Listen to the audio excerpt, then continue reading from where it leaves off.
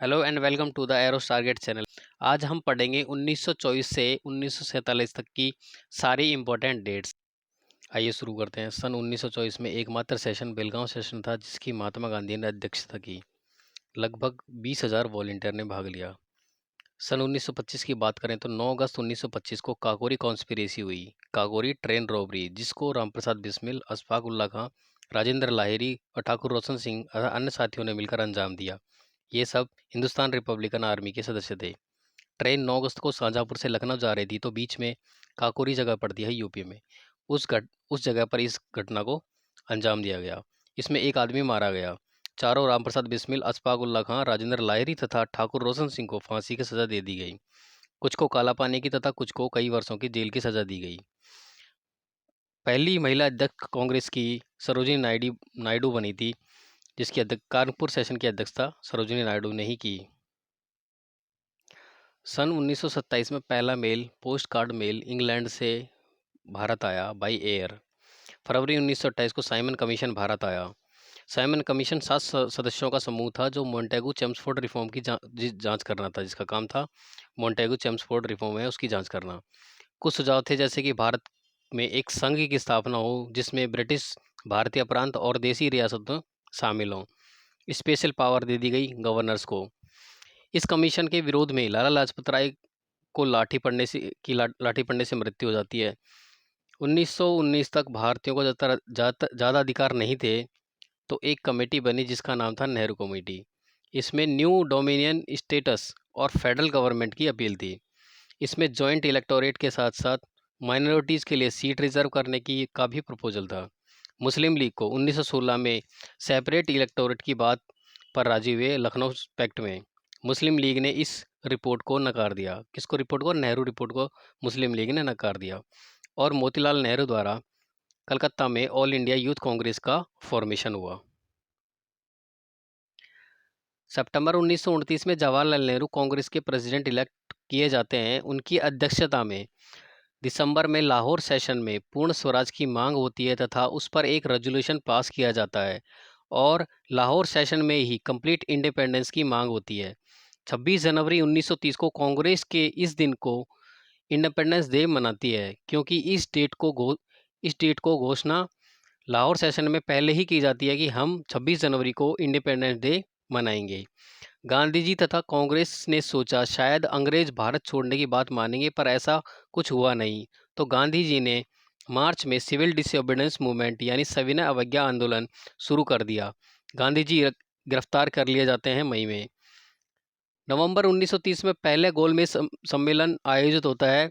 First round table conference आयोजित होती है लंदन में, जिसकी अध्यक्षता राम से मैकडोनाल्ड करते हैं तथा उसको देखने के लिए जॉर्ज 5 के द्वारा इसको आयोजित की जाती है। कांग्रेस ने इसका बॉयकॉट किया। इस सम्मेलन में लगभग हर कम्युनिटी से और हर रियासत से रिप्रेजेंटेटिव मौजूद थे कांग्रेस के सिवाय।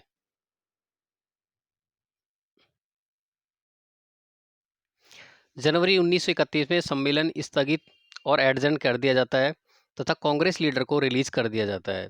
17 फरवरी को गांधी इरविन पैक्ट साइन किया जाता है, जिसमें सिविल डिसोबीडियंस मूवमेंट को ख़त्म करने तथा शांति स्थापित करने के लिए ये गांधी यूनियन पैक्ट साइन होता है।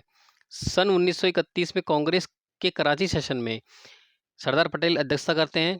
इसमें ये रेजोल्यूशन पास किया जाता है। पहला रेजोल्यूशन था फंडामेंटल राइट पर। दूसरा रेजोल्यूशन था फ्री एंड कंपल्सरी एजुकेशन, सबके फ्री और ज़रूरी शिक्षा बच्चों के लिए।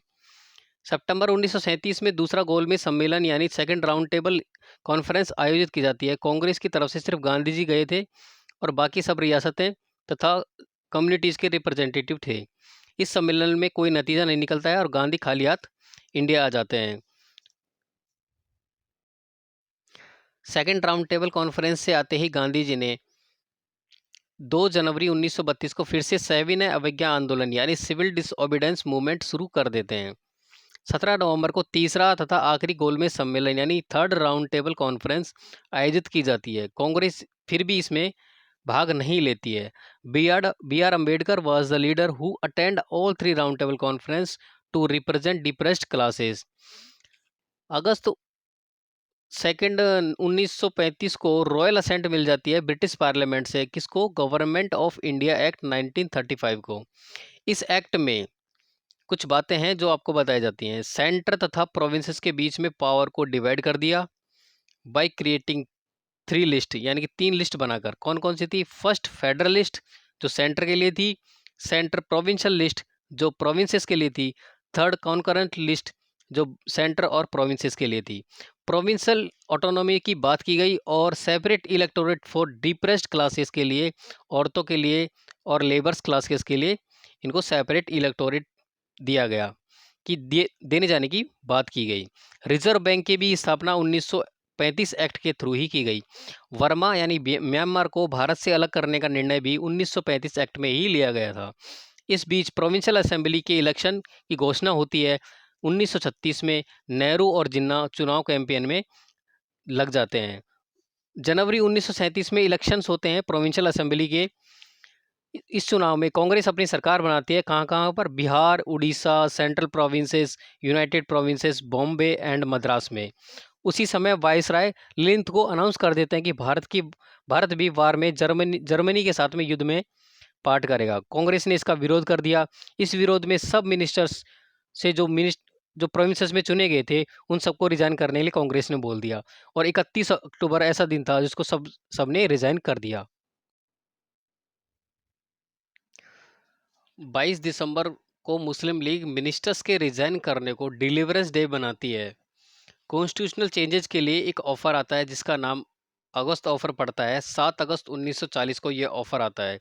इस ऑफर में वाइसराय ललित को द्वारा एग्जीक्यूटिव काउंसिल में ज़्यादा भारतीयों को ऐड करने का और वार खत्म होने तक अपना खुद का संविधान बनाने का प्रॉमिस किया जाता है। ये प्रपोजल कांग्रेस तथा मुस्लिम लीग द्वारा रिजेक्ट कर दिया जाता है। अब आते हैं 22 मार्च 1942 को क्रिप्स मिशन भारत आता है। इस मिशन का मेन काम भारतीयों का सहयोग प्राप्त करना होता है युद्ध के लिए। कांग्रेस तथा मुस्लिम लीग इस मिशन को नकार देती है। गांधी जी ने इस मिशन को post dated cheque drawn on a failing bank, यानी दिवालिया बैंक के नाम आगामी तारीख का चेक करार दिया जाता है। उधर गांधी ने क्विट इंडिया मूवमेंट शुरू कर दिया। उधर शिमला कॉन्फ्रेंस इस कॉन्फ्रेंस में वेवल प्लान को मंजूरी दी गई जो इंडियंस के सेल्फ गवर्नमेंट की बात की गई थी, जिसमें ये कॉन्फ्रेंस फेल हो गई क्योंकि यूके में चुनाव हो गए और लेबर पार्टी पावर में आ गई। लेबर पार्टी जल्द से जल्द पावर इंडियंस के हाथ में ट्रांसफ़र करना चाहती थी। पहले लेबर पार्टी ने पार्लियामेंट डेलीगेशन भेजा और उसके बाद 24 मार्च 1946 को कैबिनेट मिशन, जिसमें स्टेफर्ड क्रिप्स, पैथिक लॉरेंस और एवी अलेक्जेंडर थे। ये मिशन पावर ट्रांसफ़र कैसे करनी है इस बात पर चर्चा की गई। अब आते हैं डायरेक्ट एक्शन डे पर। डायरेक्ट एक्शन डे और कुछ नहीं, बस जिन्ना की पाकिस्तान बनाने की अलग मांग थी। या तो पाकिस्तान चाहिए या फिर कत्लेआम। तो 16 अगस्त 1946 को कलकत्ता की सड़कों पर कत्लेआम मचाया गया। 72 घंटे तक ये कत्लेआम चला। इसमें सैकड़ों लोग मारे गए और लाखों लोग बेघर हुए। 2 सितंबर 1946 को कांग्रेस अपनी इंटरिम गवर्नमेंट बनाती है जिसमें मुस्लिम लीग ने पार्टिसिपेट नहीं करती है। मुस्लिम लीग के बगैर ही कांग्रेस इंटरिम गवर्नमेंट बनाती है। 9 दिसंबर को कॉन्स्टिट्यूशनल असेंबली की मीटिंग होती है विदाउट मुस्लिम लीग। 20 फरवरी 1947 को क्लेमेंट एटली ब्रिटिश पार्लियामेंट में अनाउंसमेंट करते हैं कि हम 30 जून 1948 तक भारत छोड़ देंगे और 20 फरवरी को माउंटबेटन को भारत का वायसरॉय नियुक्त कर दिया जाता है। 22 मार्च को वो इंडिया आते हैं, दिल्ली नहीं इंडिया आते हैं। लेबर पार्टी की तरफ से जो इंडिपेंडेंट एक्ट बनाया गया था उन्होंने 18 जुलाई 1947 को रॉयल असेंट के लिए भेजा और उनको रॉयल असेंट मिल जाती है। लाखों भारतीयों की मेहनत और कुर्बानी के बाद 15 अगस्त 1947 को भारत को आज़ादी मिल जाती है। ये था दोस्तों chronology of Indian freedom struggle का लेक्चर 2 पार्ट्स में। इन दोनों लेक्चर्स में जो इम्पोर्टेंट डेट्स थी वो सारी कवर हो गई हैं।